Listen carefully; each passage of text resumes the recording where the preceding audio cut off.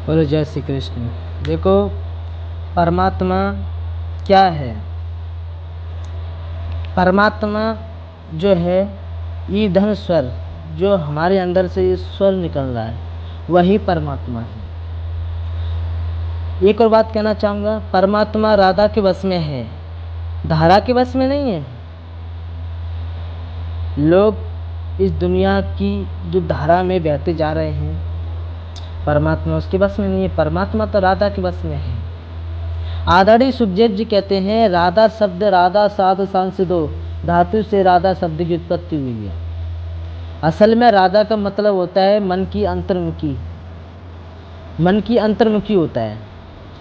ध्यान दें, मन की वृत्तियां जब अंतर्मुखी बन जाती हैं तो संसार का जो सुख है वो सुंदर नहीं लगता।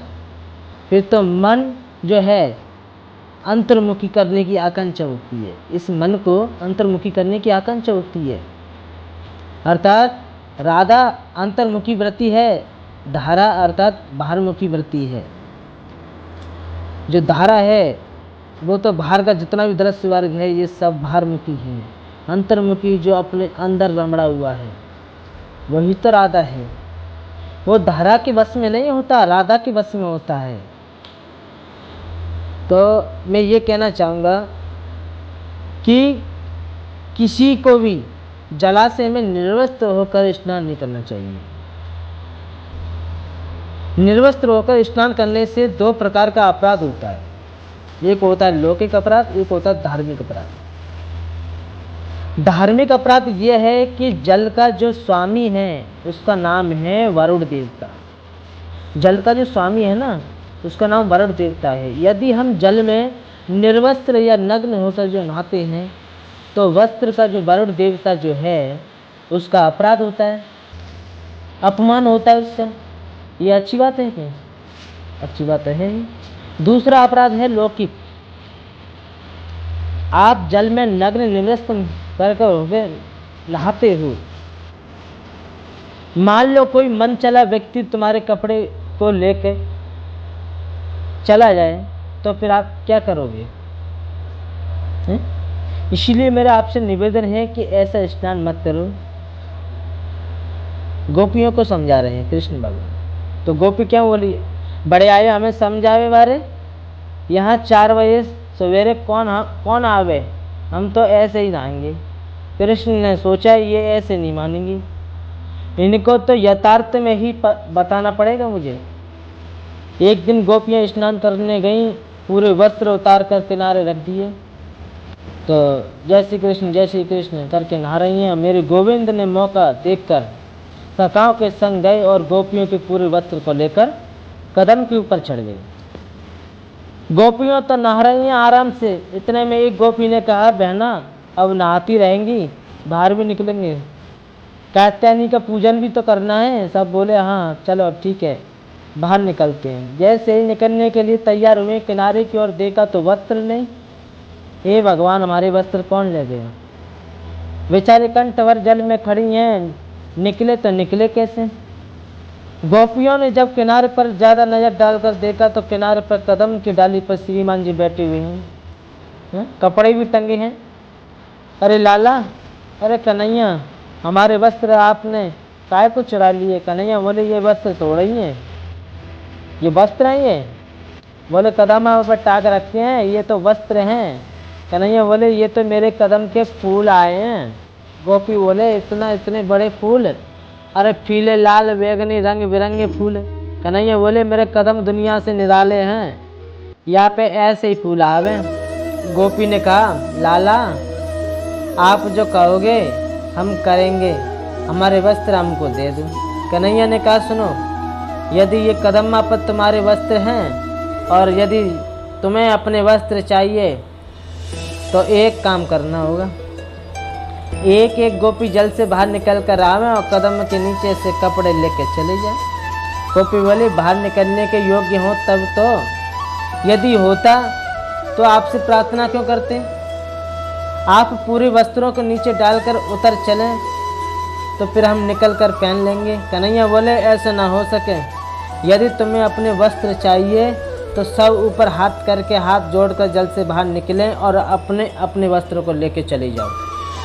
एक गोपी ने दूसरी गोपी को देखा और कहा, ये तो पर ब्रह्म है, ये तो भगवान है, इसके सामने 1000 वस्त्र पहन लें तो भी हम निर्वस्त्र हैं, इससे काय को संकोच। बाहर सब गोपियां आई, अपने वस्त्रों को लेकर चली गई। चीर हरण के इस प्रसंग में कुछ लोग कहते हैं ऐसा कृष्ण ने क्यों किया है?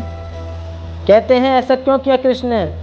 कोई स्त्री नहा रही हो, उसके वस्त्रों को लेकर कदम आपका चढ़ जाना, ये कोई सभ्य पुरुष का लक्षण तो है नहीं, ये तो स्त्री का आचरण है, पुरुष का लक्षण है नहीं।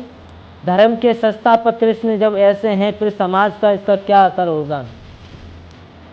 आइए कृष्ण के चरित्र की इस झांकी को हम 3 रूपों में देखें। ध्यान दें सज्जनों, यदि कृष्ण भगवान है तो भगवान को कोई दोष नहीं लगता। समर्थ कहूँ नहीं दोष गोसाई, रवि पावक सुरेश्वर की नाई। भगवान है, कपड़े चुरा कर ले गए, मांगा तो दे दिया। पर अब आप कहें यदि भगवान मानव बनकर आए हैं तो ऐसा क्यों किया? ये तो कामी पुरुष का लक्षण है। यदि श्री कृष्ण हम मनुष्य ही समझें तो भी इसमें कोई दोष नहीं है। कृष्ण ने गोपी के वस्त्र जब चुराए, उनकी उम्र कितनी थी? 5 वर्ष की उम्र थी। 5 वर्ष के बालक के मन में कोई कामना की भावना आती है क्या? 5 वर्ष का बालक क्या जाने काम वासना को। वस्त्र चुरा कर ले गए, मांगा तो दे दिया। तीसरा भाव बड़ा सुंदर है, कृष्ण ईश्वर है। ध्यान दीजिए इस शब्द पर, ये बात बड़ी गहरी बात है, बहुत विचारनीय बात है। कृष्ण कौन है? कृष्ण ईश्वर है। और जो गोपी जो स्नान कर रही थी वो कौन है? गोपी, वो जीव है। और वस्त्र है क्या? अविद्या। जो उनके वस्त्र टंगे थे वो क्या थे? अविद्या। कृष्ण रूपी ईश्वर ने जीव रूपी गोपियों के अविद्या रूपी वस्त्र को चुराया। ध्यान देना इस बात पर, किसी लहंगा फरिया को नहीं चुराया। उस अविद्या रूपी वस्त्र में ज्ञान भरकर उन्हें वापस कर दिया। जब तक वो वस्त्र उनके पहले भी तो थे उन पे वस्त्र, तब उस चीज का ज्ञान था उनमें जब स्नान कर रहे थे उस चीज का बिल्कुल ज्ञान नहीं था। जब वो वस्त्र चुराए तो उसमें कुछ भर के दिया ना, उसमें ज्ञान भर के दिया। उनकी समझ में आया कि ये गलत है, जो हमने जो किया है ये हमने गलत किया है। ये भी चीर रहस्य लीला का एक तात्पर्य है। परमात्मा मेरे हृदय में है तो आपके हृदय में भी है, पर ना आपको दिखता है और ना मेरे को दिखता है। क्यों? क्योंकि परमात्मा के और मेरे बीच में एक काला पर्दा है, वो है अज्ञान का। एक काला पर्दा निकले तो परमात्मा दिखे। गोपियों को प्रभु से आसक्त हुआ। राधा तत्व का परम तत्व है। राधा का नाम स्मरण तो जहाँ करते हैं वहाँ गोविंद पीछे पीछे आता है।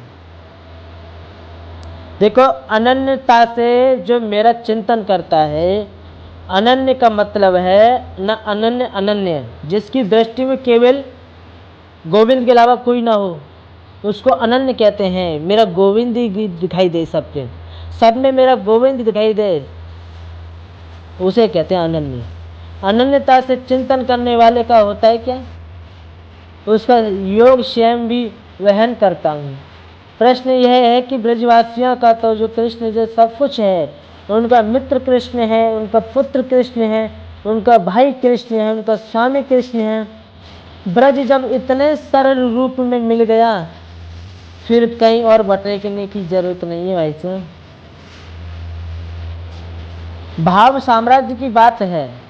भाव साम्राज्य में जब व्यक्ति पहुंच जाता है तो ये चीज़ें अपने आप छूट जाती हैं। लेकिन कृष्ण जब ब्रजवासियों को मिल गए तो फिर वो इंद्र की पूजा करते हैं, इंद्र का यज्ञ करते हैं। हजारों मन तिल, हजारों मन चावल, हजारों मन घी आदि सामग्री द्वारा कृष्ण कहते हैं इंद्र की पूजा करें, उसमें मुझे कोई आपत्ति नहीं है। कृष्ण कहते हैं इंद्र की पूजा करें, इसमें मुझे कोई आपत्ति नहीं है। लेकिन इंद्र के मन में तो हो गया अभिमान, इंद्र जरा उद्दंड हो गया है। ब्रजवासियों, जब मैं मिल गया तो फिर भटकने की कोई ज़रूरत नहीं है ब्रजवासी।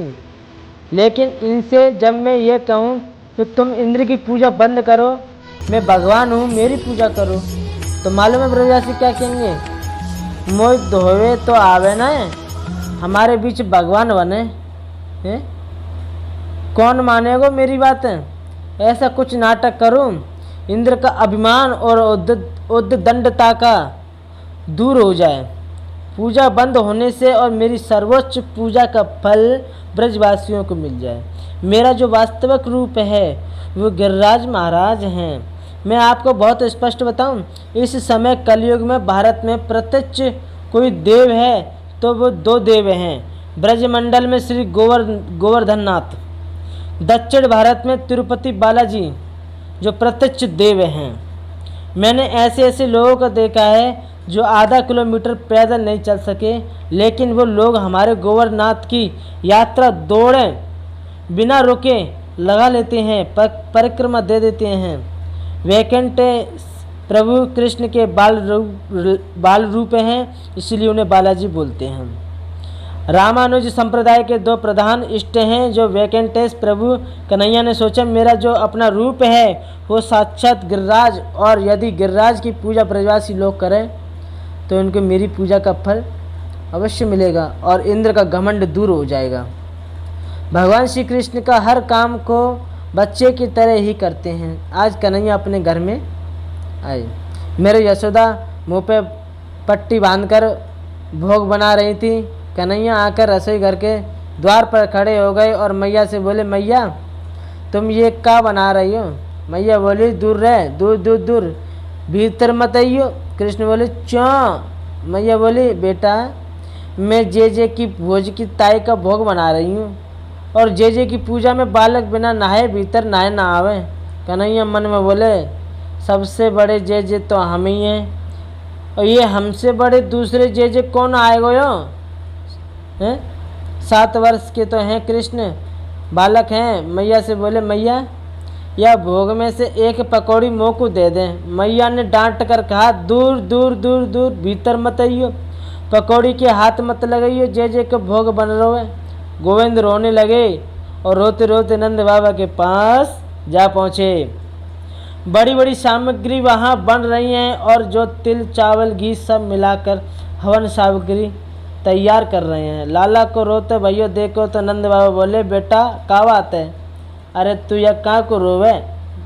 बाबा मैया घर में बड़े बड़े पकवान बना रहे हैं, मैंने कही तो मोए एक पकौड़ी न दई, और डांट फटकारी हुई मोए।